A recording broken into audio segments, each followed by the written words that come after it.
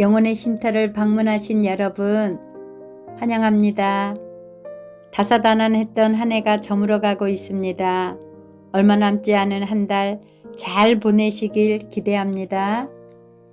오늘은 누가복음 3장 4장을 읽어드리겠습니다. 3장 디베리오 황제가 다스린 지 15년째 되던 해에 본디 오빌라도가 유대의 총독이었고 헤롯이 갈릴리의 분봉왕이었습니다. 또한 헤롯의 동생 빌립은 이두레와 드라고니 지방의 분봉왕이었고 루사니아는 아빌레네의 분봉왕이었습니다. 안나스와 가야바가 대제사장으로 있을 때에 하나님의 말씀이 광야에 있는 사가랴의 아들 요한에게 내렸습니다. 그는 요단 강가의 모든 지역으로 다니면서 죄를 용서받게 하려고 회개의 세례를 전파하였습니다. 이것은 예언자 이사야의 책에 기록된 대로입니다. 광야에서 외치는 사람의 소리가 있다. 주님의 길을 예비하여라. 그분의 길을 곧게 하여라. 모든 골짜기가 메워질 것이고 모든 산과 언덕이 낮아질 것이다. 굽은 길은 곧게 펴질 것이고 험한 길은 평탄해질 것이다. 그리고 모든 사람들이 하나님의 구원을 볼 것이다. 요한은 자기에게 세례를 받으려고 온 많은 사람들에게 말했습니다. 너희 독사의 자식들아, 누가 너희에게 다가오는 하나님의 진노를 피하라고 경고해 주었느냐? 그러므로 너희는 회개에 알맞은 열매를 맺어라. 너희는 속으로 아브라함이 우리의 아버지이다 라고 말하지 마라. 내가 말한다. 하나님은 이 돌로도 아브라함의 자녀를 만드실 수 있다. 도끼가 이미 나무 뿌리에 놓여 있다. 그러므로 좋은 열매를 맺지 못하는 좋은 나무는 잘려서 불 속에 던져질 것이다. 사람들이 요한에게 물었습니다. 그러면 우리가 어떻게 해야 합니까? 요한이 그들에게 대답했습니다. 옷이 2벌 있는 사람은 하나도 없는 사람에게 나누어 주고 양식이 있는 사람도 이와 같이 하여라. 세리들도 세례를 받으러 왔습니다. 그들도 요한에게 물었습니다. 선생님, 우리는 어떻게 해야 합니까? 요한이 그들에게 말했습니다. 세금을 거두도록 지시받은 액수 이상으로 거두지 마라. 군인들도 요한에게 물었습니다. 우리는 어떻게 해야 합니까? 요한이 그들에게 말했습니다. 사람들로부터 강제로 돈을 뺏지 마라. 거짓으로 고발하지 마라. 그리고 임금으로 받은 돈을 만족하게 여겨라. 백성들은 그리스도를 기다리고 있었기에 혹시 요한이 그리스도일지도 모른다는 생각을 마음속으로 하였습니다. 요한이 모든 사람들에게 대답하였습니다. 나는 물로 세례를 주지만 나보다 더 능력 있으신 분이 오실 것이다. 나는 그의 신발끈을 풀기에도 부족하다. 그는 너희에게 성령과 불로 세례를 주실 것이다. 타작마당을 깨끗게 하고 알곡을 곳간에 저장하기 위해 그분은 손에 키를 드셨다. 쭉정이는 꺼지지 않는 불에 태워버릴 것이다. 요한은 이 외에도 많은 권면을 하면서 백성들에게 복음을 전파하였습니다. 헤롯 분봉왕은 헤로디아의 일과 그 외에도 그가 저지른 여러 가지 악한 일 때문에 요한에게 책망을 받았습니다. 거기에다가 헤롯은 한 가지 악을 더 저질렀습니다. 그것은 요한을 감옥에 가둔 것입니다. 모든 사람들이 세례를 받았을 때 예수님께서도 세례를 받으셨습니다. 예수님이 기도하고 계실 때 하늘이 열렸습니다. 그리고 성령이 비둘기의 모습으로 예수님께 내려왔습니다. 하늘로부터 너는 내 사랑하는 아들이다. 내가 너로 말미암아 기쁘다. 라는 목소리가 들렸습니다.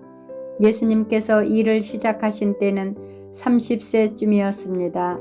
사람들은 예수님을 요셉의 아들로 여겼습니다. 요셉은 헬리의 아들입니다. 헬리는 맏닷의 아들이고 맏닷은 레위의 아들입니다.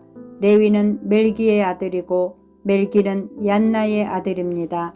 얀나는 요셉의 아들입니다. 요셉은 맏다디아의 아들이고 맏다디아는 아모스의 아들입니다. 아모스는 나움의 아들이고 나움은 에슬리의 아들입니다. 에슬리는 낫게의 아들입니다. 낫게는 마앗의 아들이고 마앗은 마따디아의 아들입니다. 마따디아는 서머인의 아들이고 서머인은 요색의 아들입니다.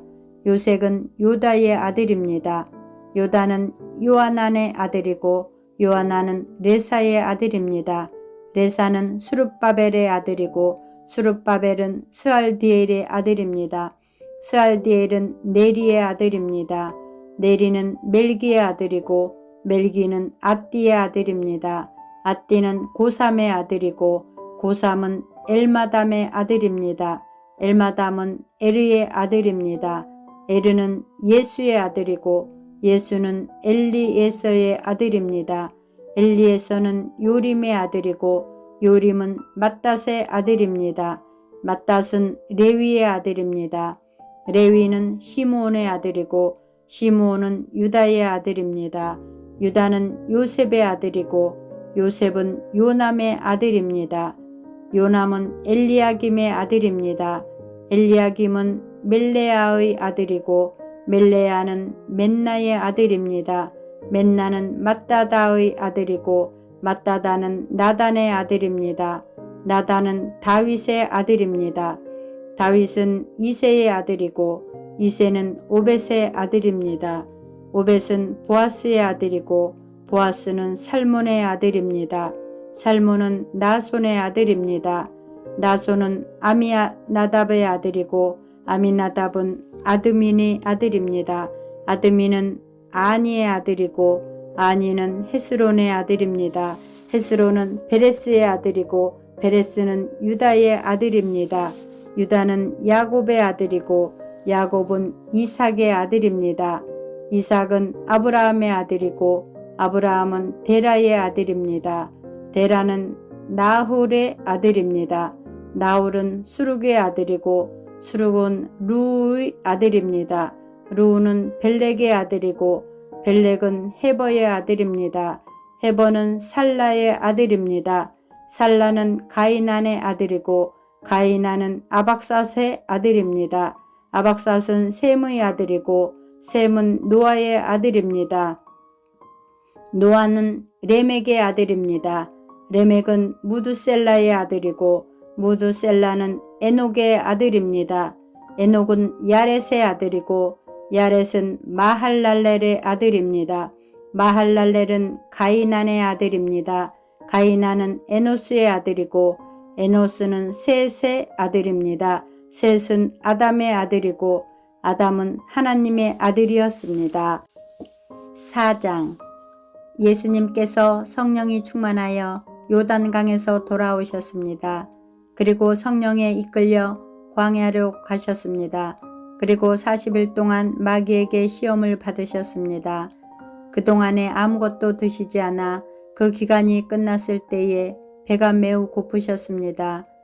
마귀가 예수님께 말했습니다. 만약 당신이 하나님의 아들이거든 이 돌을 빵으로 만들어 보시오. 예수님께서 대답하셨습니다.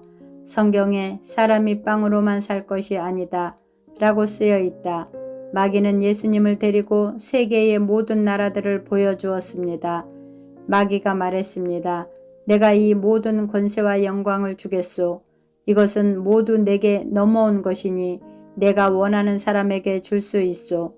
내가 엎드려 절하면 이 모든 것이 당신의 것이 될 것이요. 예수님께서 대답하셨습니다. 성경에 주 너의 하나님을 예배하고 오직 그분만을 섬겨라 라고 쓰여 있다.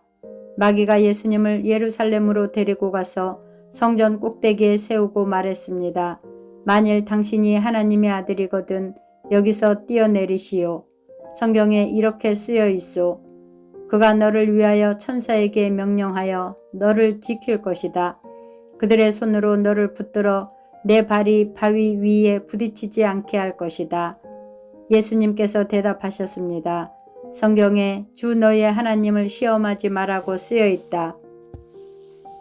온갖 시험을 마친 마귀는 더 좋은 기회를 노리려고 잠시 동안 예수님을 떠나갔습니다.